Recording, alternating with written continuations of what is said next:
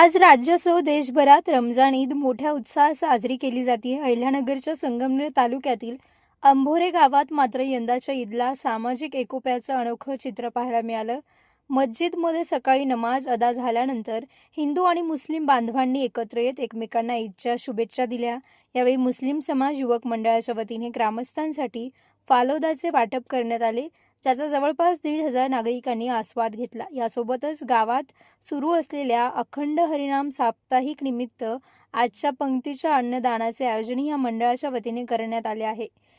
या महाप्रसादाचा भाविकांनी लाभ घ्यावा असं आवाहन यावेळी मुस्लिम समाज युवक मंडळाच्या वतीने करण्यात आले आहे.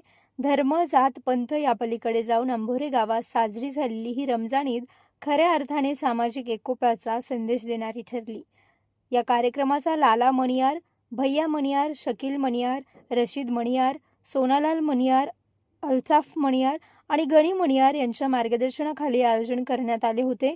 यावेळी अंभोरे गावचे उपसरपंच किसन खेमनर, भाऊसाहेब खेमनर, विविध कार्यकारी सेवा सोसायटीचे चेअरमन रावजी खेमनर, सोपान खेमनर तसेच स्कूल कमिटीचे माजी अध्यक्ष हौशीराम वाघमोडे यांच्यासह ग्रामस्थ आणि मुस्लिम समाजातील बांधव मोठ्या संख्येने उपस्थित होते.